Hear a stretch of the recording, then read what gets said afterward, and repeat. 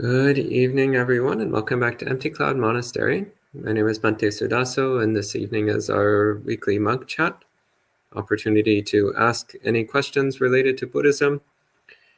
So I'll start with paying homage to the Buddha, and then if there's any questions, it looks like there's a couple questions already, then I'll respond to the questions. So feel free to type in questions into the comments window, and I'll answer them as they come in. So we'll start with homage to the Buddha. Namo tassa bhagavato arahato samma sambuddhassa. Namo tassa bhagavato arahato samma sambuddhassa. Namo tassa bhagavato arahato samma sambuddhassa. Buddhang dhammang sanghang namasami. So hello to all the people who are checking in online. Hello to Rick, Lydia, Victoria, Lily, Sean, Kowser Friend, Monol, Brian, Mike, and everybody else who is watching. And I see a couple questions here already. So I see one here from Rick. Rick says, can you talk about ways to cultivate and strengthen mudita during meditation and daily life practice? Yes, so I'm glad you asked about this because there's a lot of misunderstanding about mudita. So the Buddha mentioned 4 Brahmaviharas, 4 divine mind states to practice. And we talk a lot about the first one. The first one is metta. So metta in its simplest form is just wishing, may everyone be happy. So metta is a word that literally means friendliness. It's from the word mitta. So metta means friendliness. So viewing everyone as your friend. Then the second one is karuna, which we commonly translate compassion, which is usually understood as the wish for beings to be free of suffering. Then the third one is mudita, and I'll come back to that in a second. And the fourth one is upekkha, which we normally translate equanimity. So equanimity is the non-reactive awareness, the mind which is aware but not reacting with either liking or disliking, without preference. So the third one, mudita, it's not actually defined in detail anywhere in the suttas. So there's a lot of suttas which talk about metta. There's a lot of suttas which talk about equanimity, and there's a lot of suttas which talk about compassion. But mudita, there's very little on the topic in the suttas. So when people talk about mudita, they're mostly talking about information from apocryphal sources. So the word mudita itself comes from the root mud, which means to enjoy or to appreciate, to find pleasure in. So the word mudita itself just means enjoyment. Mudita itself just means appreciation. Appreciation or enjoyment or rejoicing is another way you could translate that. So the later apocryphal texts, many centuries after the Buddha, then put a very specific definition on the word mudita, saying that mudita means appreciating the good fortune that other people are experiencing, which is interesting, but that's not actually something that we find in the earliest Buddhist texts. That's not actually what we see in the suttas themselves. And the suttas themselves, we just see mudita, which again just means appreciation or enjoyment. So the way I've always related to mudita then, once I started looking into the etymology and usage of the word, so setting aside the apocryphal explanations and just looking at the literal meaning of the word and how it's used in the suttas, is mudita is appreciation or enjoyment of the way things already are. So it's not wanting things to be different. It's not seeking for something other than the way things are. But it's just cultivating a sense of appreciation of the way things are right now. So an appreciation and enjoyment of your present moment experience. And this naturally also cuts away envy and jealousy. So if you are appreciating your current body-mind experience, then you won't be envious of other people. You also won't be hostile towards other people.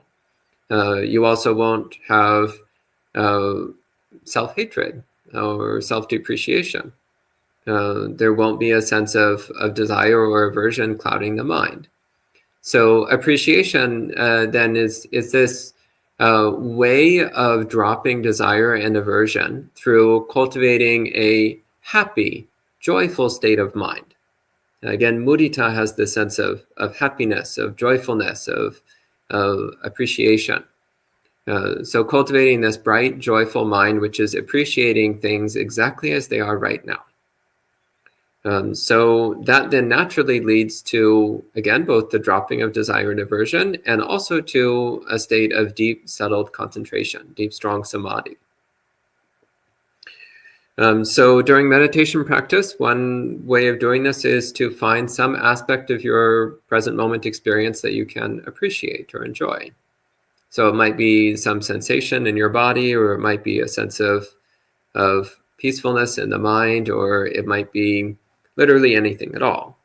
But as you cultivate that sense of appreciation and enjoyment, start to focus on how the feeling of appreciation itself, start to notice on how the appreciation or enjoyment itself feels in the mind, in the heart. And you can gradually drop the specific object that you're appreciating and just focus on cultivating appreciation itself. So that's my understanding of the practice of mudita. Okay, and then we have many more questions. So the next one here is from Lily. Lily says, what does it mean to live secluded but not train in seclusion? How is this distinction understood in Buddhist practice? So I think that's a quote from a particular sutta, but I can't remember what the sutta is. So Lily, if you can give the sutta reference, that would be helpful. But if I recall correctly, the distinction the Buddha is making there is somebody who is living secluded in the sense that they're alone, they're in solitude, they're not around other people. But not training in seclusion means that they're not making an effort to seclude the mind from unwholesome states. So they're living alone, but they're still cultivating desire and aversion and delusion. So kind of the example of the crazy homeless guy who lives in the woods. It's like, well, he's living alone in the woods, but that doesn't mean he's cultivating a pure heart. It just means he's some crazy guy who lives alone in the woods. As opposed to a hermit monk is practicing seclusion, so living alone in the woods, they're practicing seclusion as a way of supporting the purification of the heart, as a way of supporting a peaceful mind, a way of supporting a serene heart, a way of dropping desire and aversion and cultivating wisdom. So that's the distinction here. Just being alone does not necessarily cultivate seclusion in the sense that the Buddha used the word. So the Buddha used the word seclusion in two ways. So one is in the ordinary mundane way of just literally meaning being alone, solitude. And the more exalted or lofty way that he used the word seclusion is when the mind is isolated from unwholesome conditions. The mind is isolated from unwholesome tendencies of mind. So that's the kind of seclusion that we should be training in. It's training in secluding the mind from unwholesome tendencies. Okay, we have a question from Kauser Friend. He says, besides the Sutta Pitaka, is the Vinaya Pitaka worth studying for lay people? Not really. Yeah, I don't really recommend it. Unless you're planning to become a monk, I don't really recommend studying the Vinaya. For one thing, properly understanding the Vinaya takes hundreds and hundreds and hundreds of hours of study. It's not something that you're going to learn quickly and easily. And even then, even with hundreds and hundreds of hours of study, really properly understanding the Vinaya requires living the Vinaya. And that's only possible if one is a bhikkhu or bhikkhuni. Otherwise, it's not really possible to live the Vinaya. And also through discussing the Vinaya with other people who live the Vinaya, other bhikkhus and bhikkhunis who live according to the Vinaya. So again, this is something which takes many, many years of study and practice as a monk in order to really understand the Vinaya. So what I've noticed over the years, I've met many lay people who have spent a few hours reading Vinaya, and that's actually a lot more dangerous than 0 hours. Because I've met a lot of lay people who read just enough Vinaya to think that they have a right to criticize the monks. But they don't know enough about the Vinaya to actually understand whether or not their criticism is valid. For example, I recall one person who was going on this long rant about how badly behaved the monks were at their local temple. And I started asking, like, well, what's the problem exactly? And they eventually revealed that the problem was that the monks don't shave their heads frequently enough. And I was like, well, one, you're clearly not understanding the Vinaya rules around head shaving. And two, what business is it of yours how often the monks shave their heads? Now, if the monks are sexually abusing small children, that's a problem. But if they're shaving their heads a bit too rarely or a bit too often, who cares? What's the big deal? That's for the monks to be concerned about. It has nothing to do with the lay people. So most of the Vinaya is an internal training that monks use in order to support their Dhamma practice. So there's a real danger in lay people learning just enough Vinaya to think that then they can start finding fault with the monks, but not actually really understanding what the Vinaya rules are for. The other thing is that a lot of the Vinaya rules on the surface seem to be saying one thing, but on deep study, they turn out to be a lot more nuanced. So you might think a monk is breaking a rule, but that's just because you don't have a sufficient depth of understanding. Or the opposite, you might think a monk is following a rule, but they're actually not following it correctly. But again, because of a lack of deep understanding, you think they're doing it right when they're actually doing it wrong. So, and this is all really missing the point, because again, the Vinaya is a tool that monks use for training ourselves. And each monk has their own particular relationship with the Vinaya. And there's a wide range of different ways of relating to the Vinaya, which depending on different circumstances, can be more or less helpful to one's Dhamma practice.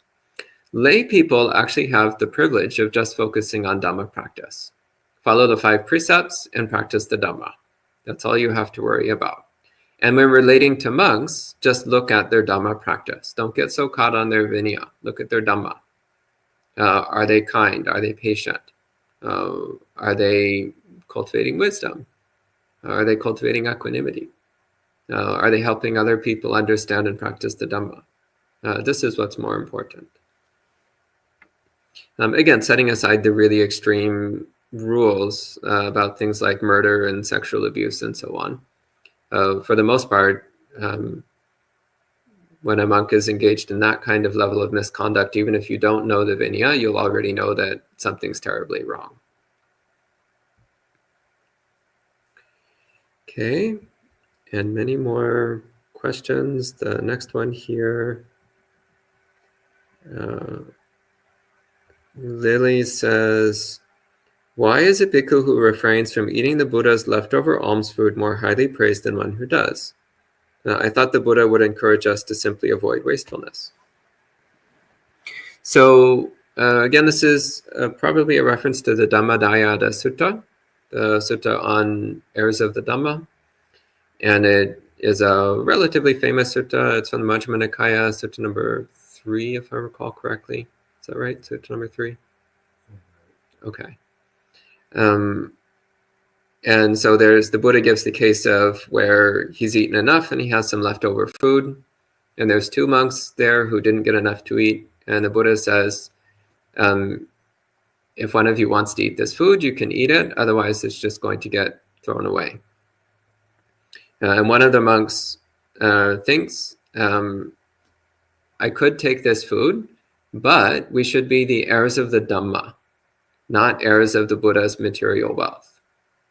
So he refuses to accept it. And the other monk thinks, well, it's just going to get thrown away anyway, so I'll just take it and eat it. So he takes it and eats it. And so the Buddha says that actually the second monk is not blameworthy, that the monk who ate the leftover food didn't actually do anything wrong. So this is an important point. It's not that the second monk is to be criticized. They didn't do anything wrong. But he said of the two, the first one is more praiseworthy. And he gives a few reasons for that. One reason he gives for that is he says that later generations or other people might start to think, oh, these people are Buddhists just in order to get the Buddha's gains, the Buddha's wealth. Like they knew people give all the nicest things to the Buddha, so they became monks so that they could get the Buddha's leftovers, the Buddha's hand-me-downs. Like the Buddha gets a really nice robe, and then he gives it to you. The Buddha gets really nice food, and then you get the extra. So the monk who refuses it, he's making it really clear, like I'm not following the Buddha around in order to get nice food. I'm following the Buddha around in order to learn the Dhamma. And the monk is thinking, it's better for me to practice renunciation and contentment while reminding myself that my true purpose is to learn the Dhamma from the Buddha. It's better to focus my heart on what's really important, which is inheriting the Dhamma, rather than get enamored with collecting the nice cast-offs from the Buddha. So that's a brief summary of the sutta. Could go in more detail, but there's a lot of other questions, so I should keep moving. So Robert says, my family really wants to go on vacation with them, even offering to pay. I feel like it is mostly just indulging in sense pleasures and not conducive to practice. Should I just go and try to practice to appease them or avoid it? Well, ultimately, it's up to you. Either way is potentially valid. So going with your family as an act of generosity to them is an option. But you also need to consider, like, is going with them actually going to be supportive, or is it just going to be weird?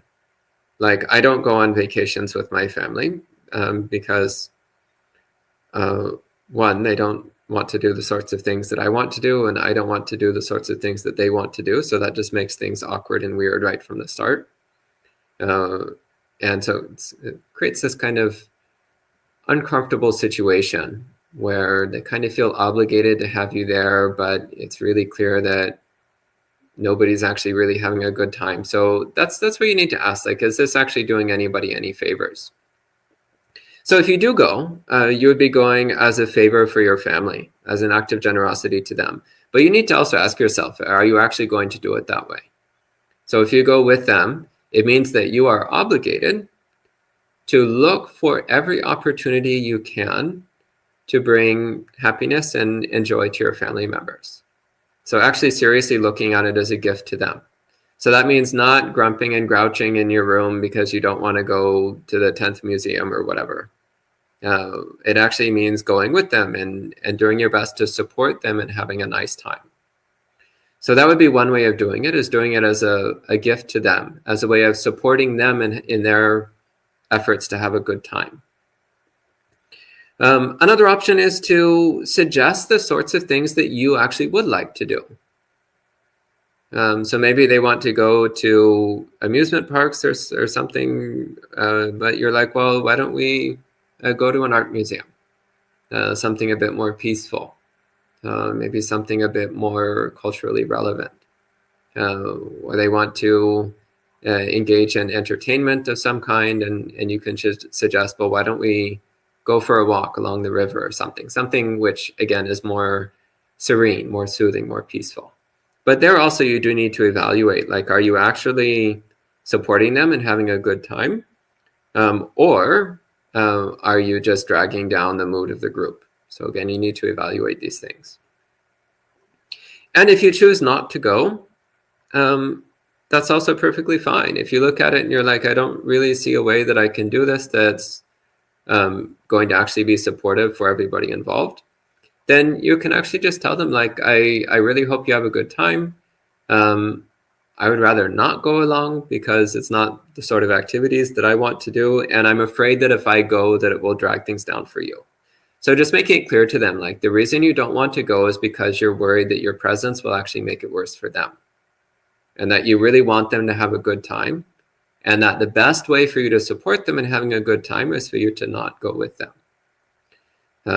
So that's another way that you can handle things. But the important thing, regardless of which option you take, the important thing is to practice kindness. And appreciate the fact that your family cares about you. That's actually quite lovely. Even if the way they express their caring isn't quite in your language, so to speak, you can still appreciate that they're trying to demonstrate caring. Okay, and Lily says, how to effectively avoid the ego-inflating thought that, oh, I have studied the Dhamma, so I am wiser than those who have not, as I feel this popping up occasionally. What I recommend doing instead, well, first off, is to reflect that there's nothing special about you. What's special is the Dhamma. So cultivate appreciation and gratitude and admiration for the Dhamma.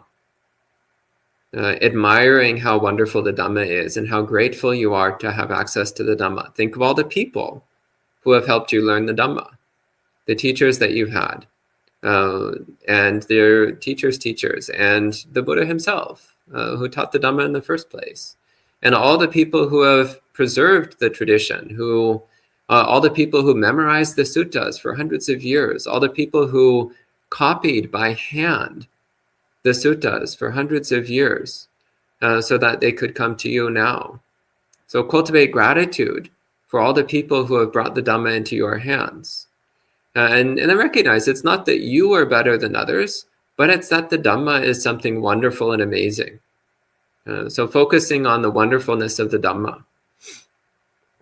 Another option is to recollect the fact that however much wisdom you have, there are others who have a lot more. So yeah, you probably do have more wisdom than some people and less wisdom than other people.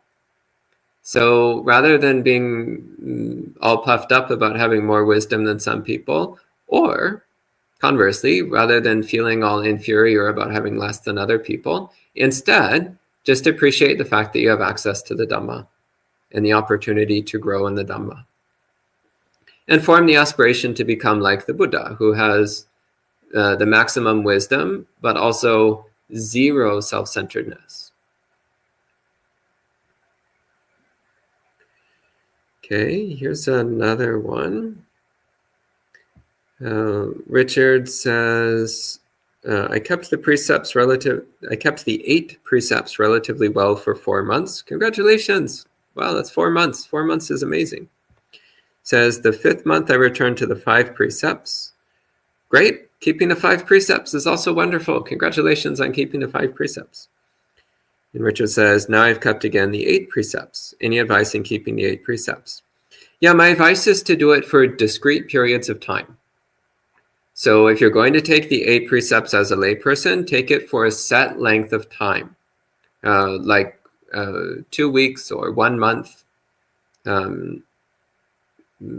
I wouldn't actually recommend doing it in more than 1 month segments, since previously you did 4 months. You could do maybe 3 months as a segment, but I probably wouldn't do more than that. So have a set period. Like, I'm going to keep the 8 precepts from February 1st until April 1st or May 1st or something like that. So a clear, distinct segment of time. And then do it. And then at the end of that, then you can decide whether or not you want to commit to another length of time. That's what I recommend, is doing it in distinct segments. And you can try giving yourself a few days break in between segments and see how it feels.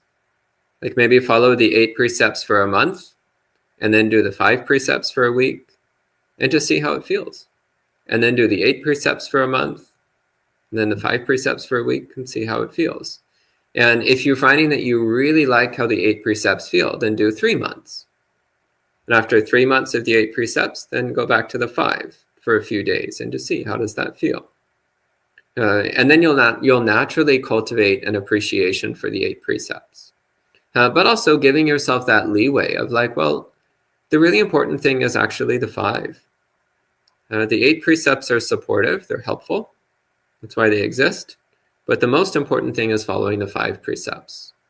That's what matters the most as a layperson.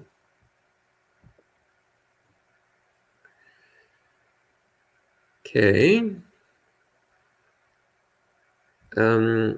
Lily says, the Buddha taught that life is inherently characterized by suffering, dukkha, which is often associated with unpleasant and undesirable feelings. By emphasizing suffering and warning us about the gratification trap, does this mean the Buddha's worldview leans towards pessimism? Why didn't the Buddha teach the other way, that even if we experience some suffering, we should not be deceived by it and need to recognize that life is still fundamentally joyful, and we should instead be cautious of the suffering trap? Well, the truth is that Buddha taught both ways. One of my favorite quotes from the suttas is just 3 words. Nibbānang paramang sukham. 3 words. Nibbānang means nibbana, so enlightenment or the direct realization of absolute truth. Paramang means paramount, highest, utmost, best. And sukhang means pleasure, happiness. So Nibbānang paramang sukhang. Enlightenment is the highest happiness. Enlightenment is the greatest pleasure. So the Buddha did talk about this. He did talk about how there is a pleasure which is more sublime and magnificent than any other. And that is the pleasure of full enlightenment. There's nothing like it. It's better than everything else. So sometimes the Buddha did use that approach. In talking about dukkha, so yes, he did say that everything is characterized by dukkha, which means it can be a source of suffering if we hold it in the wrong way. But he also said that it is possible to completely eliminate suffering. So I don't see that as pessimistic. In fact, I see that as optimistic. So the Buddha said, yes, there is suffering, and there is also a complete, total, and permanent cessation of suffering. There is a path of practice which leads to the complete, permanent, and total elimination of suffering. That is optimism. That is not pessimism. It's as far from pessimism as it gets.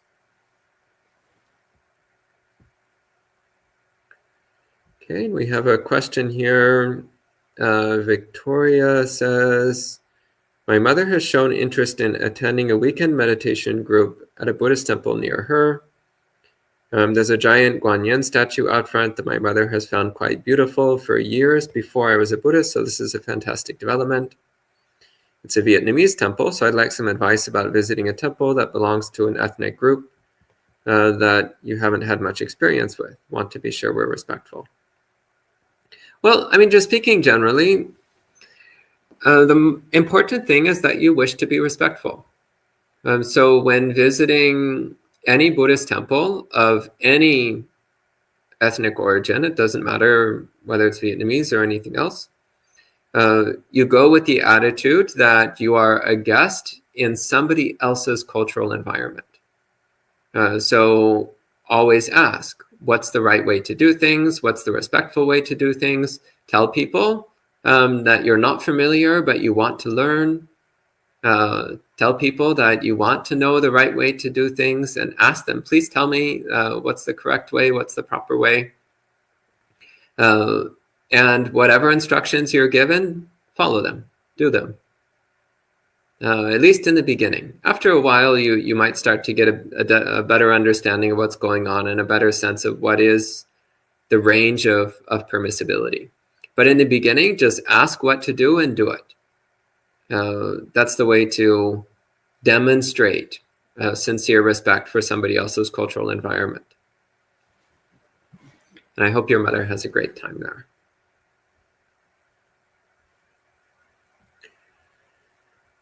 Robin says, regarding mudita, would you say it's similar or related to gratitude?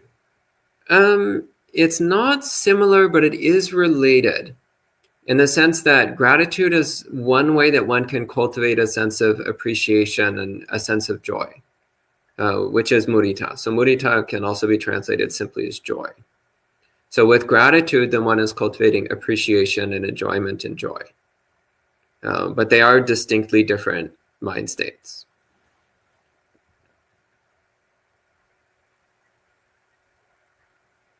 So Lily says, if the Buddha focused heavily on suffering, does this create a kind of duality, contrasting suffering with joy, rather than embodying the middle way, which is a mix of the emphasis on both and avoid extremes and present a more balanced and practical perspective? So Lily, that's not what middle way means. So there's a very common tendency for people to misinterpret what the middle way means. So in the suttas, when the Buddha talks about the middle way, so Majjhima Patipada means the path of practice by the middle, where he says he teaches the Dhamma by the middle. So Majjhena Dhammang Deseti. What he means by that, most commonly he means avoiding the extremes of self-torture and self-indulgence. So he said self-torture is useless. It doesn't lead to awakening. All it does is just cause more pain. And self-indulgence is also useless. That also doesn't lead to awakening. It just leads to more attachment, more desire. So instead what he taught was to set aside both self-torture and self-indulgence, and instead follow the Noble Eightfold Path, which leads to the complete cessation of suffering. So that has nothing whatsoever to do with the duality of suffering and joy. So Buddhism is actually about eliminating suffering and cultivating boundless joy. So it's not a middle path between suffering and joy. It's the middle path which leads to the elimination of suffering and the attainment of infinite joy. So you can think about it as like a highway, an elevated road. And to the left, there's a ditch called self-torment. And to the right, there's a ditch called self-indulgence. So if you veer off the road, then you'll fall into one of those extremes, which is useless, counterproductive. But if you stay on the road, in between these two pitfalls of self-torment and self-indulgence, then eventually you'll get to the complete elimination of suffering and the attainment of infinite bliss.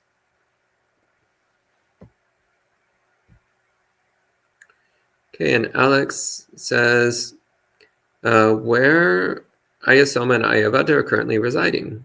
Both of them are currently in Italy, in Puglia, in Acquaviva to be exact, Acquaviva delle Fonti, which is a small village in southern Italy, close to where we're starting a forest monastery there. So the two of them are there right now. And Alex says, and when is Bhante going to Italy again? I will be going in probably towards the end of April. And I'll be there for a couple months.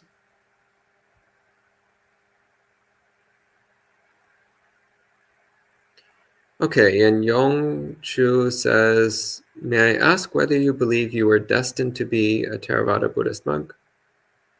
I don't believe in destiny. I believe in choice. So I think there were various conditions which made the choice easier for me, but it was still a choice. I could have chosen to do other things with my life. So the closest the Buddha gets to talking about destiny, there's a few places in the suttas where the Buddha talks about karma. And he says, for example, he sees a person who's behaving in a particular way. And the Buddha knows if that person continues to act like this, then they will wind up there. So they'll wind up being reborn in hell or in heaven, or as an animal or as a human, or they'll be reborn wealthy or poor, beautiful or ugly, intelligent or stupid, and so on. So in that case, you can say the Buddha is seeing the person's destiny, but it's with the qualifier, if they continue to act the way they're acting now. So the Buddha gives an example. He's like, if you see a person walking along a road, and you know that at the end of that road is an oasis, then you know that if they keep following that road, then they will get to the oasis. But if they stray off the road, or if they take a turn somewhere where the road splits, maybe they come to a crossroads and they turn left or right instead of going straight, then they won't get to that oasis. They'll get somewhere else. So it's the same.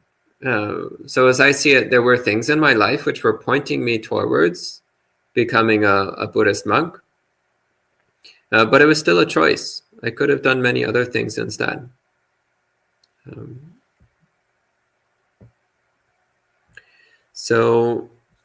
And Jojo says, I realize in right view there is mother and father. They are important, no? My father sort of left me and my brother with my ill mother last half or so of childhood. I find myself with a lot of resentment. Being that he did that, is it okay I distance myself, unsure of how to deal with that relationship? Well, one thing that is important is to remember that virtually every single person you will ever meet is not enlightened. So that means pretty much everybody you meet has some degree of greed, hatred, and most importantly, delusion. Everyone you meet is delusional. So their mind is obscured by delusion, and they're filled with powerful impulses of desire and aversion. And most people think that this is just normal. They don't even realize there's any other option. So rather than thinking that your father is a bad person, instead, think of him as somebody who is overcome by delusion and overcome by powerful urges, which leads to him making choices that, from your perspective, seem harmful or unwise. So cultivate compassion for somebody who, out of their own confusion and inner turmoil, is making harmful choices. And wish for this person to cultivate the wisdom and clarity and self-restraint necessary in order to make healthy choices, choices that benefit both themselves and the people around them. So what I recommend is cultivate compassion for your father. And keep a friendly connection with him, keep a caring connection with him. Look for ways to gently encourage his positive sides, to gently encourage his kind and caring sides. And you can only do that if you still have some connection with him. Of course, it's hard to be more specific because I don't know the details of your situation, but this is what I would just generally say. Bhumika says, do we have to recite all evening chants or can we divide chants? Well, there's no such thing as standard evening chanting. So every monastery will tend to have its own particular set of chanting that it does, but there's no standard which is universal throughout the Buddhist world. So you can chant whatever you want to chant. I do recommend chanting the Atipiso as a basis and then chant whatever else in addition to that.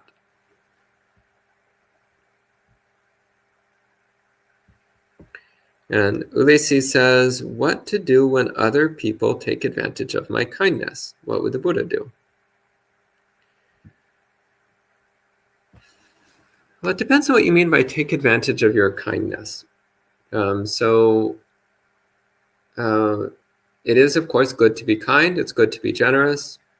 But you also need to be attentive to when it's causing damage to yourself or to others. So if somebody else is taking advantage of you, then sometimes the proper way to display kindness and compassion is to avoid them, so that they no longer have you as a target. Then at least you're helping them to maybe start to reevaluate how they relate to other people. And cultivate compassion for them from a distance, recognizing how sad it is that through taking advantage of a kind person, that now they're losing a friendship with a kind person. That they're damaging their own social connections because of their greed and their selfishness. That's sad. Somebody who damages their own friendships, that's sad. So cultivate compassion for them, but also put some distance there. That's what I would recommend. Okay. And some more questions here. So Samrit Singh says,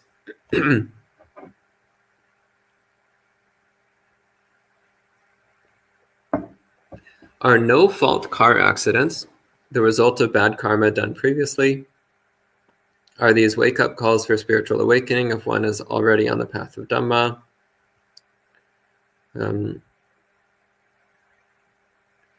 So first off, I don't know what no-fault car accident means.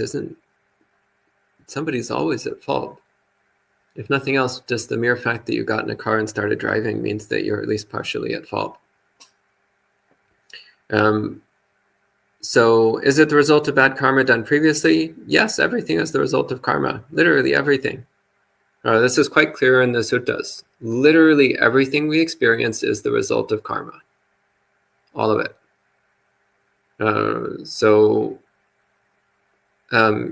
If you get in a car accident, it is in fact the result of karma. So moral of the story is cultivate more good karma. So is this a wake-up call for spiritual awakening? I would say every time you experience any kind of misfortune or disaster, or even something simple like physical pain, it should be a reminder. I have made bad karma in the past. I need to stop making bad karma. I need to switch to making exclusively good karma. And most importantly, I need to practice Dhamma so that I can escape the cycle of death and rebirth. Because that's the only way to completely escape the cycle of karma. So yes, it can be a wake-up call. And Christine says, may I ask where Bhante Wade is? I noticed there haven't been any guided meditations by him recently. Yes, he is a cutie. We all like Ajahn Wade quite a lot. He is currently at Bhavana Society in West Virginia. He might be passing through the area in a couple weeks, but that's not confirmed yet.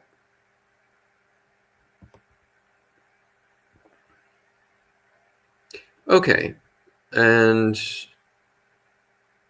Kausar Friend says, I'm currently in the process of gender transition. I feel this is a better support for my well-being and my practice. At the same time, I feel like perhaps I've blocked any path to monasticism. Are there monastic opportunities for someone like me? Yes, there are. I won't lie to you, though. There are much fewer opportunities than for cisgender people. So it is somewhat more difficult for someone who's transitioned. It is somewhat more difficult for them to enter monastic life. There are fewer places that will accept such a candidate. But there are many. There are options. So this isn't going to exclude you permanently, but it does reduce your options a bit.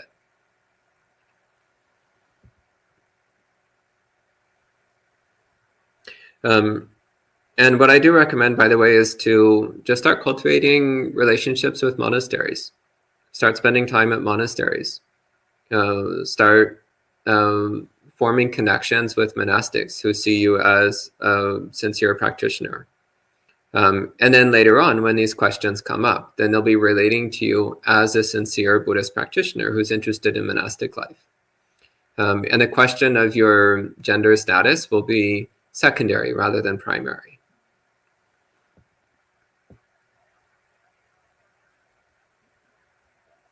Yeah, there's a big difference between like if at a monastery someone shows up and they're like, hi, I'm transgender, can I be a monk? And it's kind of like, who are you? It's kind of an awkward way to start things. But instead, if it's like, this is John, John's been coming to the monastery for years, John's a great practitioner, John's really committed to the Dhamma, and then you find out, oh, by the way, John is also transgender, then it's like, well, big deal. Like if the monastery already has a good connection with somebody, then the question of them being transgender is less significant.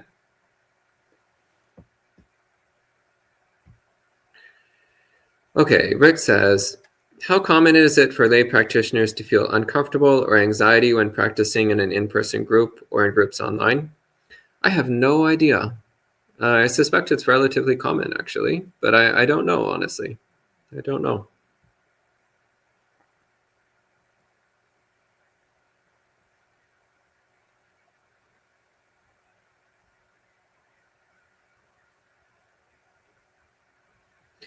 Okay, so summary, it says, my car was hit by young kids in 2022, and since then I've been circling around healthcare providers to recover from soft tissue injuries.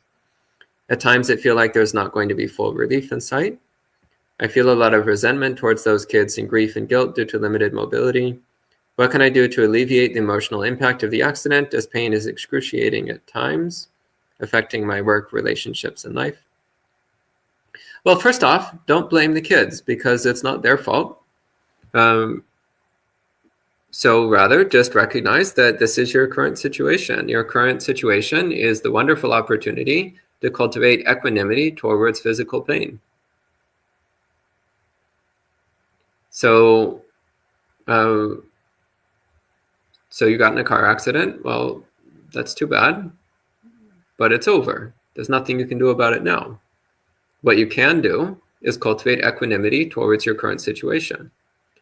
So cultivating resentment will just give you more suffering. Filling your mind with hatred towards the other people involved in the car accident, that will just make you suffer more.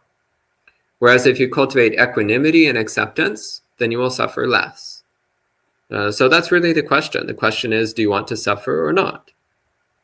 Cultivating resentment and hatred, that will make you suffer more. Cultivating equanimity and acceptance, that will make you suffer less. So that's what you do. Okay, Victoria asks, how would an arhat likely act if they're physically attacked? Would they let it happen and view it as karma playing out, or would they try to defend themselves in a non-lethal way? We actually have a few accounts of this in the suttas and in the Vinaya. Generally speaking, they would not respond in any violent way. They would not do anything to deliberately injure or harm the assailant. Normally, they would avoid the situation if they can, or minimize the situation as much as possible, but without deliberately harming anybody.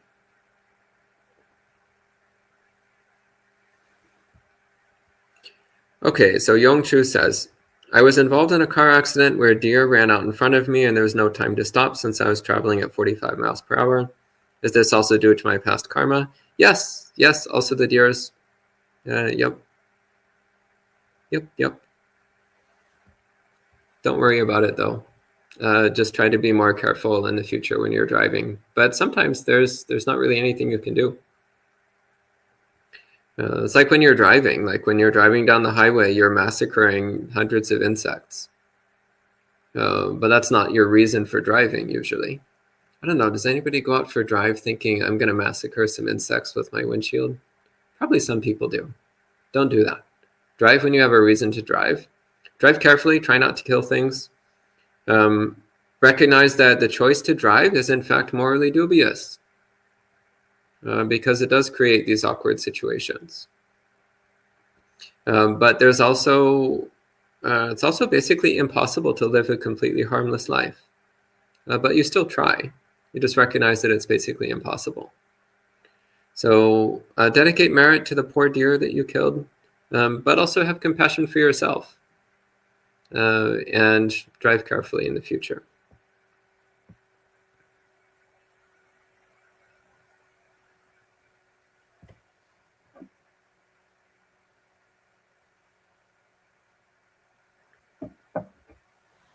So Rick says, years of dedicated Buddhist practice has provided the space and strength for me to work on healing complex trauma. What are skillful ways to apply the practice to intense flashbacks and nightmares? It's just mental objects arising and ceasing. Mental objects passing through the mind. Think about like if you're sitting on an airplane and the person next to you is watching a horror movie or watching a violent movie or something. You can't really avoid it, but you just don't let it bother you. So when watching your mind is like a movie theater, which you can't escape. Sometimes it plays delightful, wonderful things, and sometimes it plays awful, horrible things. So your practice is to be aware, but unbothered. Sometimes the screen is blank, which is lovely. Sometimes the screen is playing gentle, peaceful things. It's nice too. Sometimes it's playing horrible, awful things. Well, no problem. That's not a problem either. You just sit patiently, peacefully, as the images go by on the screen, without desire or aversion. This is the important thing. Not trying to hold on to the pleasant images, not trying to push away the unpleasant images. Just let it flicker past.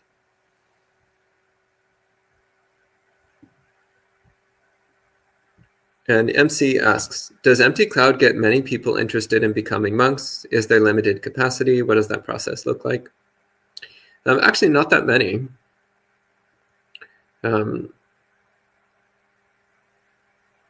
Believe it or not, this really is not a popular lifestyle.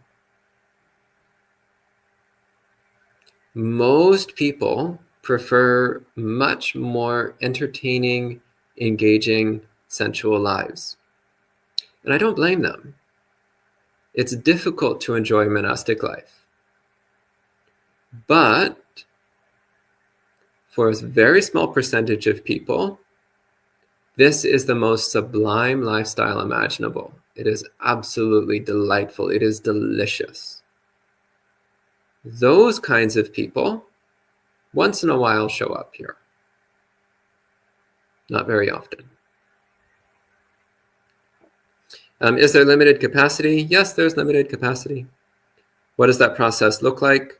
Come as a guest.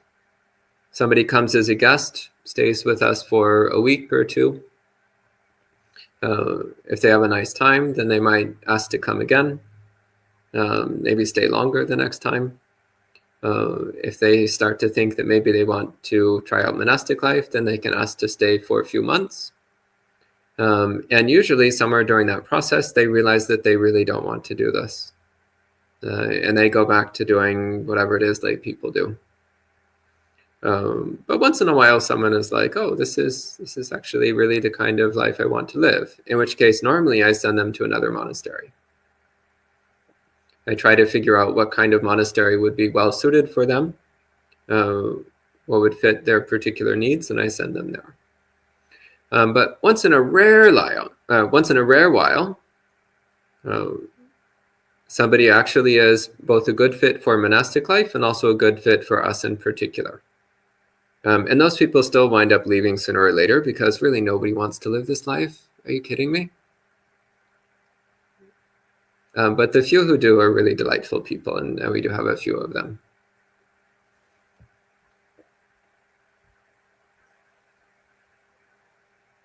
I think it's amazing there's as many Buddhist monks in the world as there are. Like, it's really not the life most people want to live. Summerit asks, how do I overcome the fear of driving, as I have always been a careful driver, but after my accident, I always have fear if someone hits from the rear, despite me being very careful on the road? You can just not drive. I haven't driven a car in about 20 years now. It's great. I'd be perfectly happy to never drive a car again. See if you can arrange your life so that you never have to drive. Because yeah, I mean, driving is really dangerous. It's just mind-blowing how much we've normalized it. It's the most dangerous thing you can do. For most people, it's literally the most dangerous thing they do. They think it's totally normal, but it's not. It's not normal at all. So if you can arrange your life so that you don't have to drive, then do it. Avoid driving.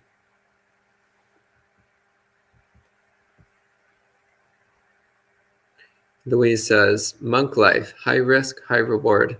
What's the risk? It's pretty low risk, actually. Like, what's the worst thing that's going to happen? Boredom? That's probably the #1 occupational hazard in monastic life is boredom. And after a few years, then it's gossip. So 1, boredom. 2, gossip. Being targeted by gossip. That's disturbingly common. Food poisoning. Oh, yeah. Food issues. Yep. Digestive disorders. Those are extremely common in monastic life. Yep. So let's see. Boredom, digestive disorders, and malicious gossip. Yeah, I think that's the biggest risk we have. Back pain. You need to work on your posture then. Yeah. Pretty harmless life all around.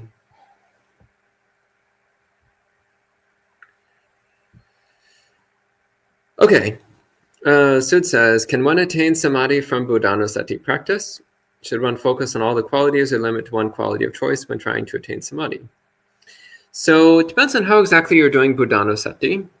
So the way it's described in the suttas is to recollect the qualities of the Buddha.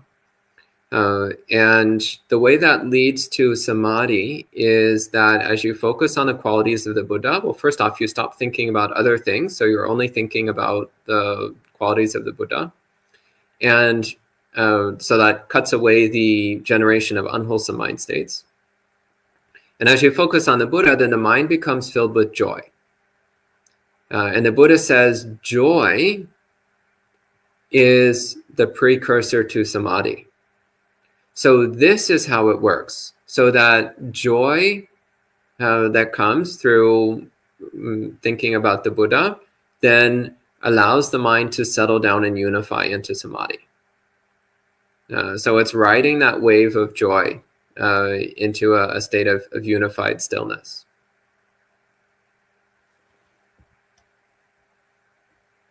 So whether you do all the qualities or one quality or anything in between doesn't actually matter. Because what you're actually doing is you're cultivating the joy based upon recollection of the Buddha. And it's that joy, the joy based on recollection of the Buddha, that joy is what creates the conditions for samadhi to happen.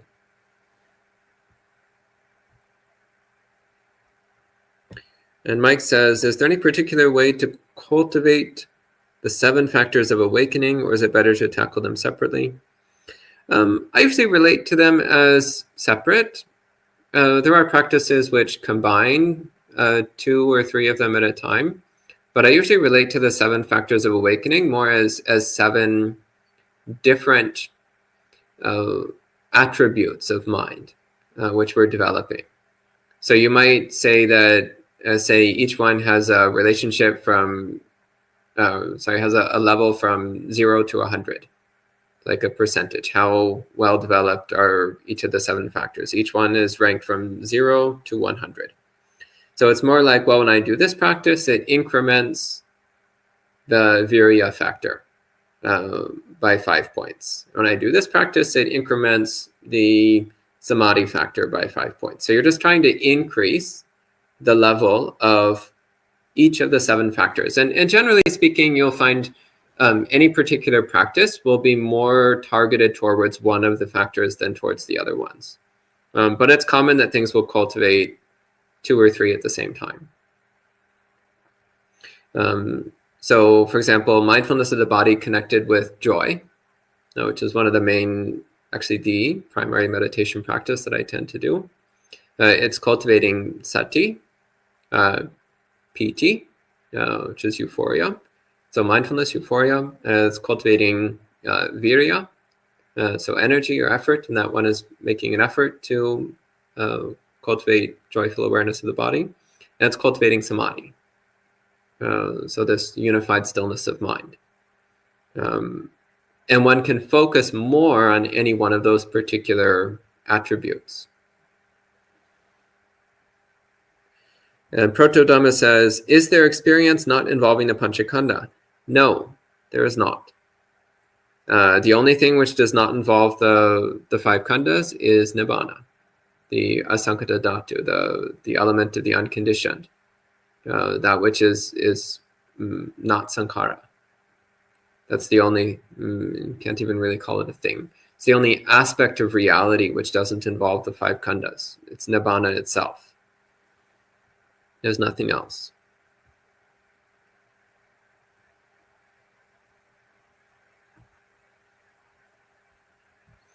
So Sud says, I also find joy in metta and devanusati practice, but it doesn't lead to samadhi. I don't understand. Should one focus on joy? Not sure what it means that joy creates conditions of samadhi. Yeah, try focusing on the joy. Focusing on the joy and building up the joy, and building up a serene joy, a peaceful joy. Because when the mind is joyful, then it's not wanting anything, and it's not aversive towards anything. So then the mind can settle into stillness. So, and Lily says, if both the 7 factors of awakening and the Noble Eightfold Path are paths to liberation, what is the general difference between them? So, the Noble Eightfold Path is the path to liberation in the sense that it's giving a complete description of sila, samadhi, and panya. So sila of moral behavior, samadhi, so mental unification, and panya, the cultivation of wisdom. The 7 factors of awakening doesn't actually go into sila at all. I mean, to some degree, purification of sila will happen naturally if you cultivate the 7 factors of awakening, but it's not actually specifically mentioned. So I would say that's the biggest difference. 7 factors of awakening is specifically about mental development, but it doesn't talk at all about morality. Whereas the Eightfold Path is actually, half of it's about morality. So I would more say that the 7 factors of awakening is giving a bit more information on how to practice parts of the Eightfold Path. So I would say that the Noble Eightfold Path is the overarching framework, and the 7 factors of awakening is a more detailed explanation of certain parts of the Eightfold Path. Okay, and that's the last question. I don't see any other questions online. So if there's nothing else, we'll go ahead and conclude at this time with 3 sadhus. Sadhu, sadhu, sadhu. And we'll see you all next time.